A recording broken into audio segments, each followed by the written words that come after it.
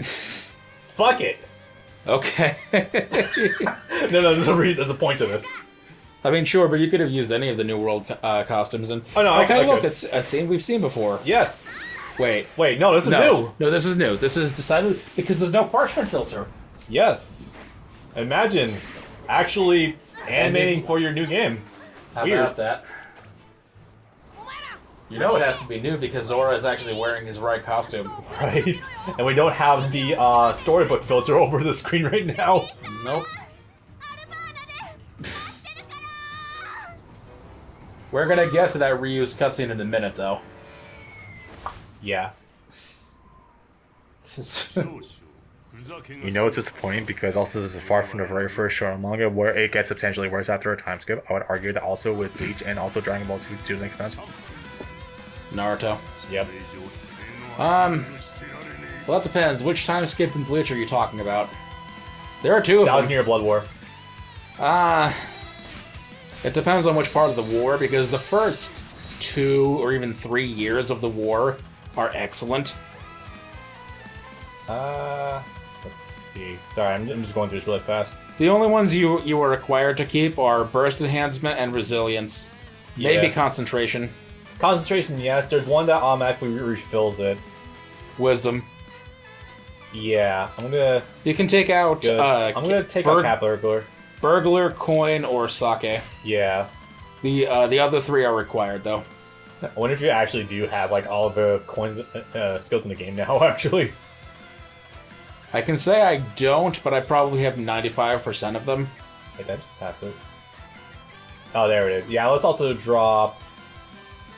Coin collector. Or that works too. This is gonna be busted. Oh yeah, I guess I can show us off without actually selecting it. Change BGM. So, weird thing. I'm not sure why this is actually included, but it's nice to have.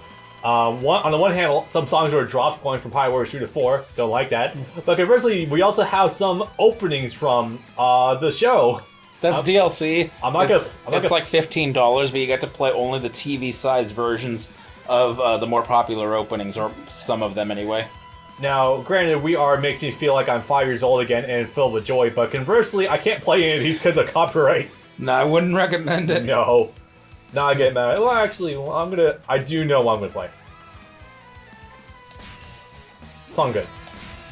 Okay, they did keep a handful of songs from 3. Oh no, I didn't say this didn't mix all of them, but I'm saying a lot of them were actually dropped.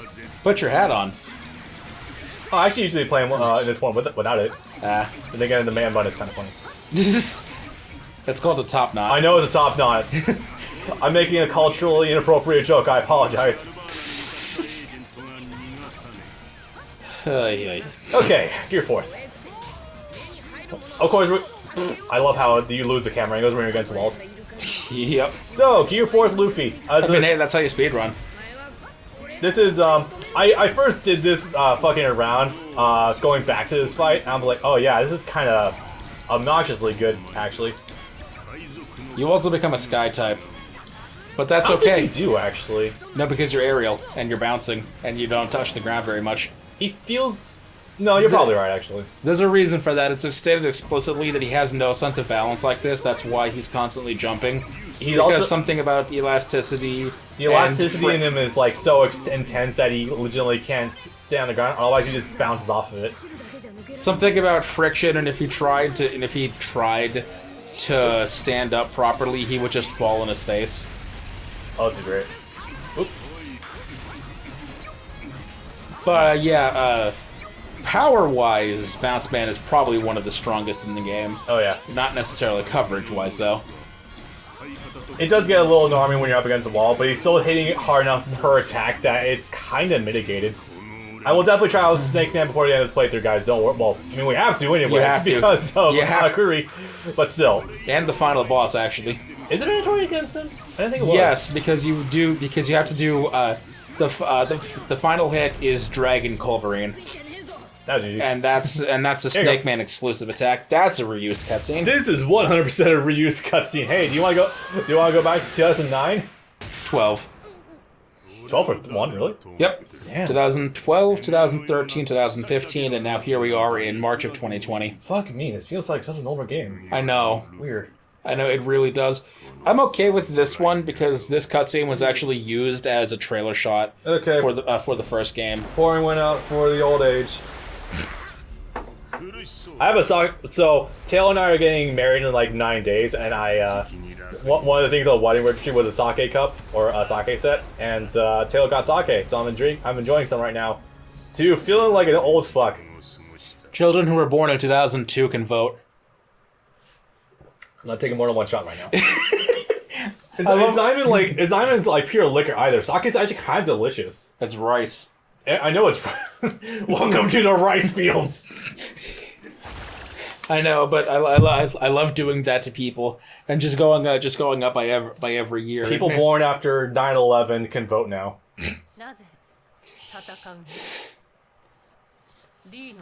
People born in 1999 can drink. Yeah. I realized something. Who are these people with D in their names? What is the will of D? We still don't know. This is also the first character that ever mentions the will of D, and the significance of D is Robin. Makes sense for her because she's actually an archaeologist and kind of knows a little bit of history. Enemies defeated 1 S rank. Oh boy. Also more so when you know Robin's backstory. Yeah. Yeah, definitely. Ah, man. You know, we were having a conversation a few minutes ago about time skip for One Piece being generally worse than pre-time skip. And I realized that, yeah, best girl... Oh god. Okay, I'm gonna say something blasphemous for myself. I think I like Nami more post-time skip than Robin. Nami has actually had play. Nami has had play. She is on screen way more. Her character has actually been dynamic. And as much as I absolutely love Robin pre-time skip, it's harder to justify me liking her more than Nami. I think I'm in agreement with Tahu right now. Wait, hold on. So, for those who don't know, one of my friends on Discord, who goes by Tahu online, he's not anymore. He just goes by Hakure now. Only for and my server because of. Oh no, wait, he did change his name against that, huh? Anyway, so he's Toho represent. Yeah, go ahead. He's an abashed Nami fan, and I poke fun at him sometimes for having the most vanilla of taste, but conversely, it's like, yeah, I can't say I blame him at all. Hold on a sec. I actually want to hold on him for a minute because the mere act of him playing Pirate Warriors 3 got him to read the entire One Piece manga in like a month. Yeah, that's fucking amazing. Jesus Christ. It took me like... It shows how great of a game Pirate Warriors 3 is for starters, but also how great One Piece is that it can suck you in that fast. Bruh, it took me like... I can read 900 chapters in like 30 days. Bruh, with reading like one volume like a week, it took me like 3 months to actually kill all of fucking Berserk. Yes, this is the traditional Dynasty Warriors playthrough syndrome of when a cutscene starts up, but your character has a ridiculous costume on. So, you finally arrived. What the hell are you wearing? It's my ass-kicking outfit, bitch! It actually, you know what? This actually works well with the Mr. Prince thing. Sanji is in his stealth black outfit. He is indeed the stealth man right now. Fucking 10 out of 10. One of these things is not like the others. One of these things is Sentai. I think that... Common Rider. I think this outfit actually makes him taller than Zoro. Well, post-time skip and everything, yeah. Yeah. I think they were the same age. Also, it's amazing seeing Sanji transform into Stealth Black in the middle of Wano because it is the most non-Japanese traditional like Western thing you've seen in ages, which is ironic considering how famous Kamen Rider is in Japan. It's fun. It's even funnier than that though because the thing with him hating his family, he decides he keeps yelling at Law. My name is not Stealth Black. My name is Soba Mask. Because in my Wano disguise, I'm a chef at a soba stall. So I'm called Soba Mask. Don't you dare call me Stealth Black. I don't want to be associated with the Germa 66. Oh, I miss you. Goodest boy. Man, the best bro. He will die for you. Yes. Twice. Yeah. I actually don't remember if he's in here or not. If he's in the stage as a boss. Because they actually No, cut. he is. I remember that. I'm pretty damn sure. No, he is, because they did maintain the cutscene of him fighting Sanji in here. Right, they did. The reason why I wasn't sure about that is because they cut the Impel Down stage. I think. They show brief snippets of it going into Marineford, as usual. I'll take it. I know. The Impel Down stages are typically the worst stage in each of the first 3 games.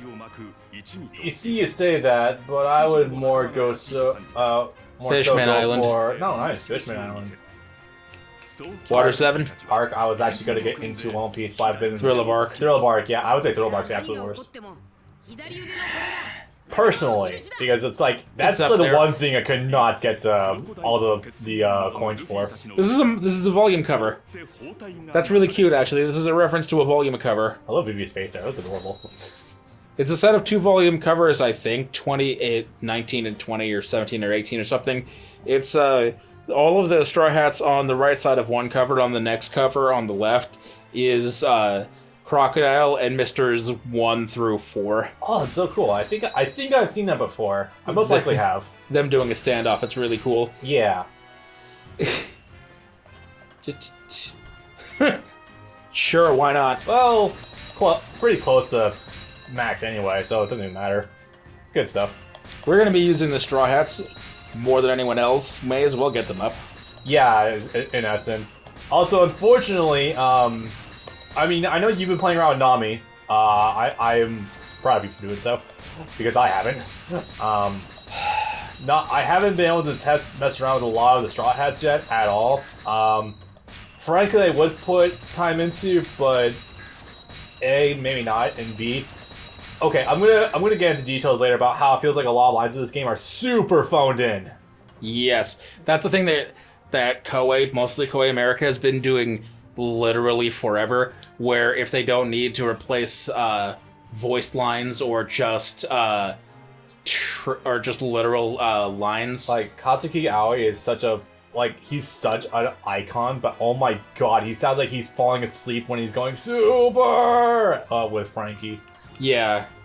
We'll get to it later when we get to Eddie's lobby, but yeah, just a precursor to that. What the fuck? He defaulted you to... Wait, I never knew this menu was here. you didn't?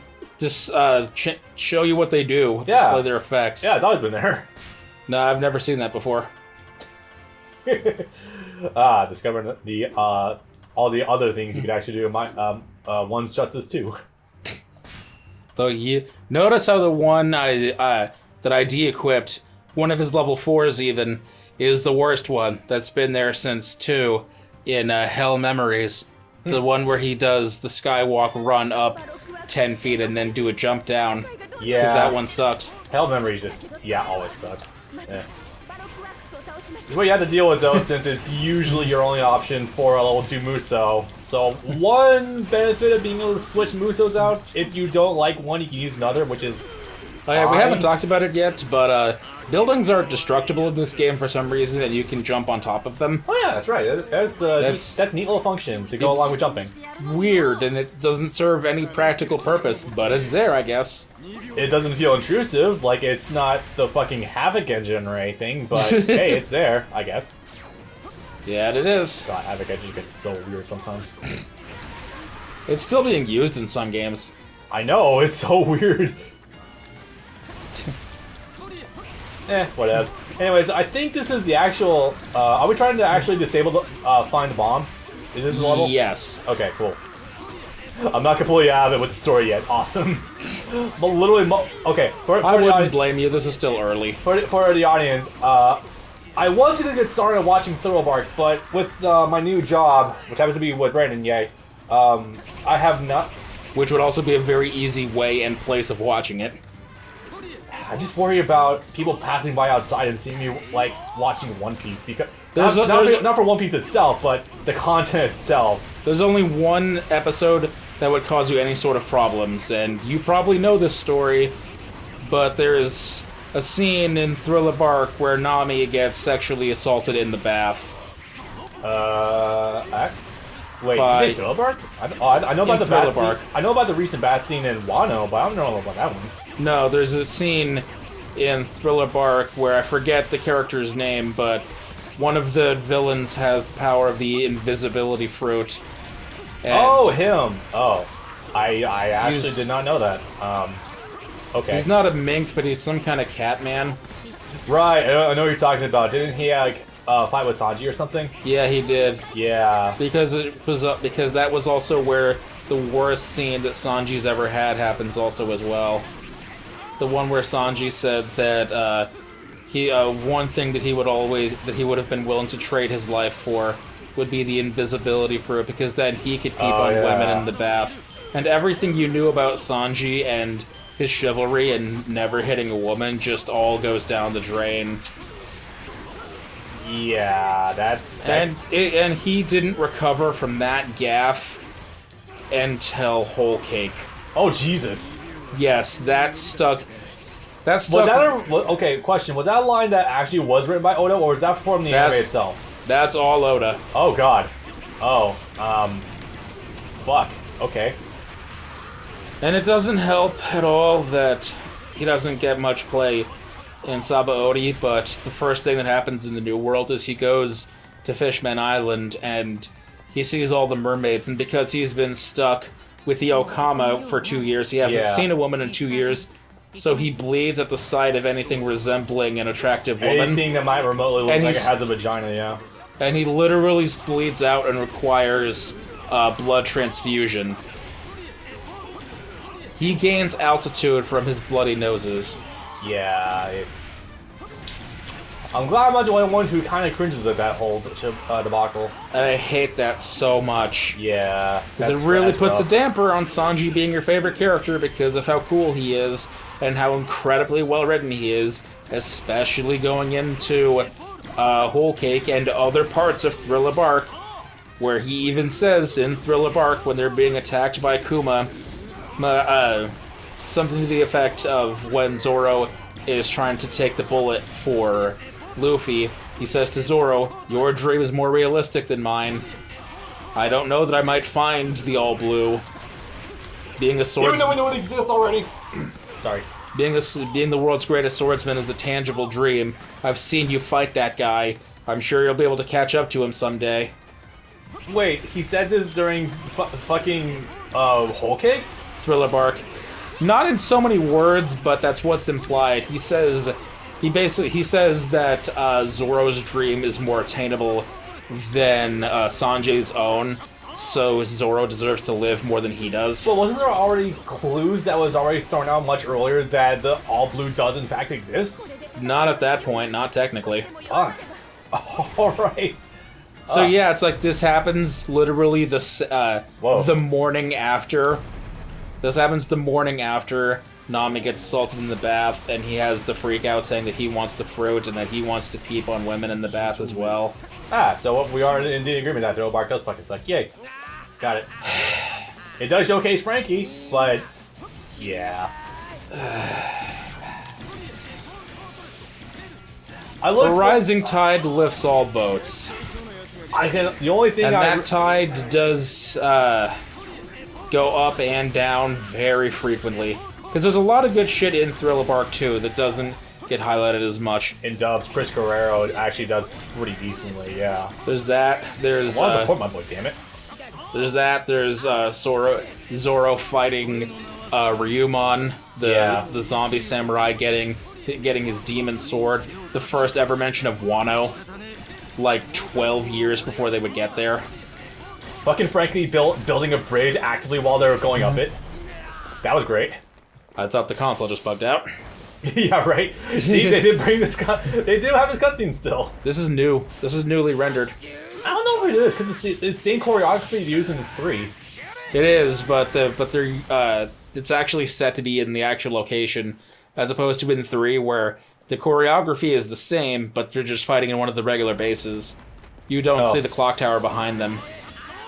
I'm not sure what it is with, ever since 3, they've always made this part of the game happen during sunset. I don't know why. It's because the rest of the stage is which is funny too, because no part of Alabasta, the fight takes place during sunset. because it's literally midday. Yeah. Even during Zoro's fight, even during Usopp and Chopper's fight, even when Luffy is fighting Crocodile, it's daytime. Then Crocodile gets blasted into the sky and it starts raining. Yeah. At no point in time would they be able to get to this time of day. All this sad talk is making Babo require another shot of sake. I want to go back about 20-30 minutes at this point. Cheers.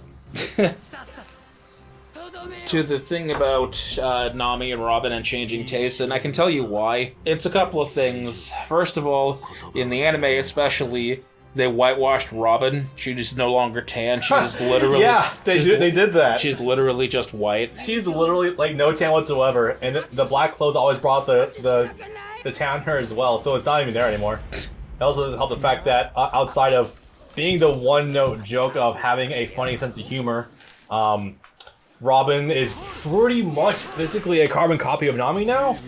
Outside of being older.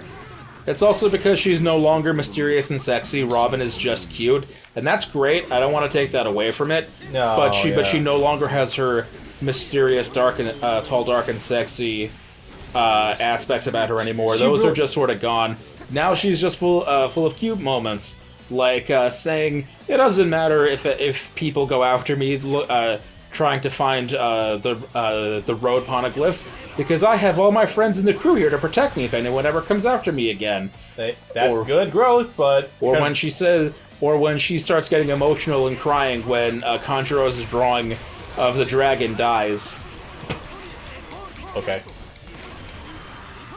You haven't seen that scene in Zo when they need to write up the drawing of a dragon to get up the elephant's leg? Was that a drawing? I didn't know that. I thought the creature actually existed.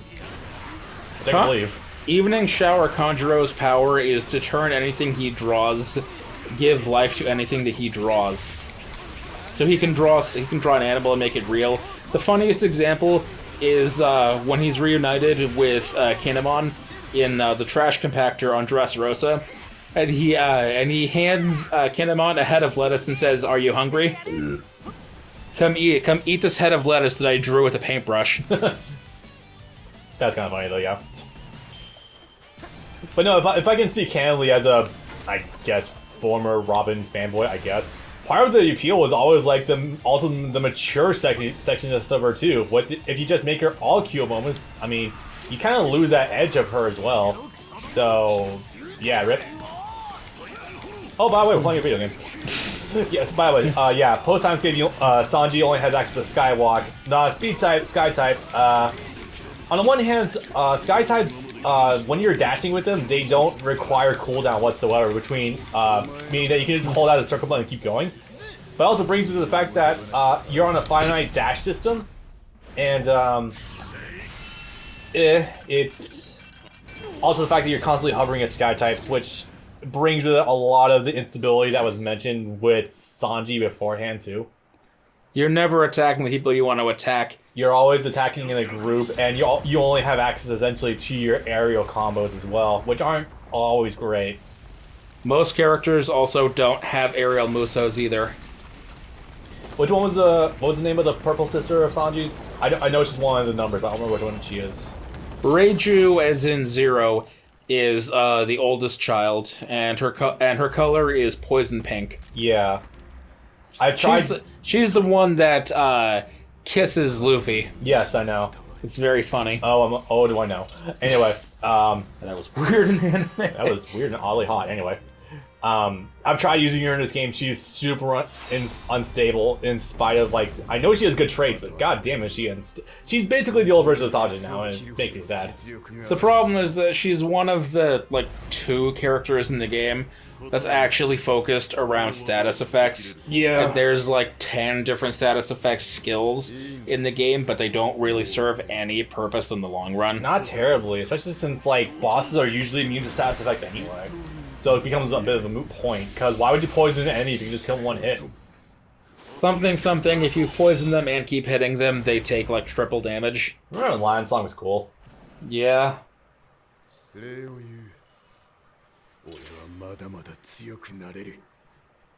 I also remember when the Wano Ichimonji was actually kind of important. I'm actually surprised you remember that by name. Some things stick with me in this series.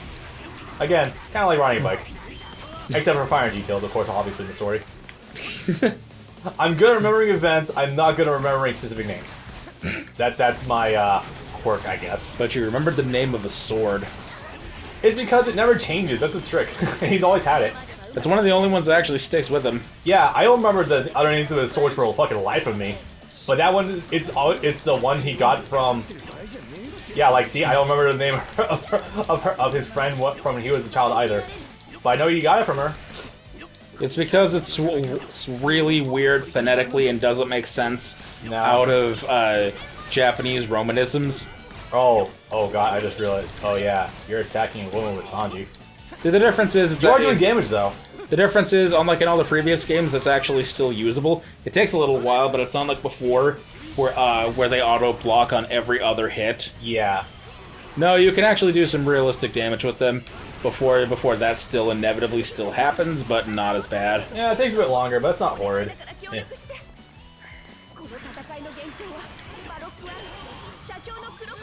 Oh boy. The series has gone through some weird ups and downs in the last few years. Damn, that was a good one, actually. Holy shit, I've never seen that before. That's an unfortunate attack, because it comes from the time where Sanji had to fight Luffy. Oh. Oof. Okay. It's when he launched his highest attack ever, and Luffy from took like it. 100 feet in the air, spinning kick right onto Luffy's fucking dome. Yeah. That was God. We're definitely not gonna be getting that far today, but boy, if any of the moments in the present could ever recall the tearjerker, that fight is one of them. That's... I usually cry more for like happy moments in various things, but that's definitely pretty good. Yeah. One Piece moments that have made you cry. Go. Brook's backstory. Sanji's saying he wants to peep on women in the bathroom using an ability to turn invisible. Yes. I cry every time. I'm sorry, it turned out on its head unexpectedly, but it was too perfect. I agree with you. Yeah. I do also enjoy how some of these characters... The problem with that moment is that it comes off the heels the previous arc of him refusing to attack Khalifa and letting her basically destroy him, and having Nami take over that fight for him, and Nami actually saying, that trait of yours is gonna get you killed one day. But you know what? I like that about you. That's really kind. Yeah. And then immediately afterwards, I want to peep on women in the back. Yeah. Brook's backstory, because oh god, I've heard bits and pieces like his entire crew died or something. I don't know the full details whatsoever. His entire crew got poisoned. They were living on borrowed time. They decided, because the Rumbar Pirates are a musician crew entirely. They're gonna have one last song performance together of Bing Sake, and as they're playing, literally, because there's like 40 guys, they all start dropping like flies until Brook is the only one left. Oh fuck! He has to keep singing and playing the piano while everyone's dropping around him. He makes comments too, like, I guess this is a quartet now, a trio, a duo, a duet. This is a solo. And because he has the life fruit, he drops too for a moment, and then he just gets right back up. That's fucked. Okay, that's alright. And then right afterwards is when he gets stuck in the Florian Triangle for 50 years. So not only is he alone, but he's also alone with the decomposing corpses of all of his crew, surrounded by them. So yeah, that's... oh god. Right, so obviously I need to be careful when I watch that work. Oh boy. That's not even in this game. No, Thriller Bark's not even... Thriller Bark, at most, it has like a couple of like cutscenes, or rather has like a couple of like sentences before recruiting Brook, and that's it. I forgot there was a timer. Oh! I have to talk... We do have an important thing to talk about, though, since it finally happened recently. Yeah? 10th crew member. Oh, yeah. Yeah, that's a big thing. For anyone who hasn't been keeping up with One Piece. for some reason, if you only keep it with One Piece through us, first of all, that's weird. You should go read the manga. Second of all, yeah, finally 10th crew member Jinbei. Took a while. That was actually set up ever since Fishman Island. Yeah. But they finally they bait and switch you on that 2 different times, but they finally got to it for real. He's there. He's in Wano. He is officially the 10th member of the Straw Hats. His position is the helmsman. I suspect Carrot might end up being the 11th one because I've read on the wiki she's a good like secretary to the captain or something. I don't know what that means, but sure. At this point in time, Luffy said he wanted 10 crewmates so fucking long ago that I can imagine he'd go up to 11 or 12. He said that in the very beginning of the series. Yes. That he wanted. He wanted like he a wanted musician 10 and a chef. He wanted 10 members, and before he ever said anything about a chef, he said that he wanted a musician. Yep. Before he said he wanted a chef. The musician was the very first thing he did list, yeah. Early One Piece is very funny because they do the foreshadowing hard. In the episodes just before Arlong Park, or in the very beginning of it, after Krieg and Luffy, Sanji, and Yosaku are making their way to Kokoyashi Village, there are some scenes of them on the little dinghy together, eating and having fun talking. And they get to talking about Mihawk, and then Yosaku says that guy's one of the 7 warlords, and they're both like, warlords? Yeah, there are 7 of them. And one of them is named Jinbei, and he's a fishman, just like this Arlong guy we're about to go kick ass. Did they actually mention Jinbei that far out? Holy fuck. They mentioned Jinbei by name. Oh my god. He was the last warlord revealed, but the first one mentioned by name aside from Mihawk. I legit didn't know that. Holy crap. Yup. Damn. How the hell is Oda simultaneously so good and so terrible at long-form storytelling? There's stuff like Mr. Prince, there's Sanji inadvertently revealing that he came from the North Blue all the way back in Jaya. Damn. Yeah, they do that shit real well. Yeah. I've completely forgot. And if you want to take that stance, Shanks using Conqueror's Hockey on the Lord of the Coast. You could very well easily make that argument, yeah. I know you for a fact don't like that idea. Why so? I think you've mentioned to me before you don't like the idea that he was using Conqueror's Hockey in like the first chapter. No, I've never voiced that opinion. I actually do like the idea of Conqueror's Hockey. What I don't like is how so many people have Conqueror's Hockey.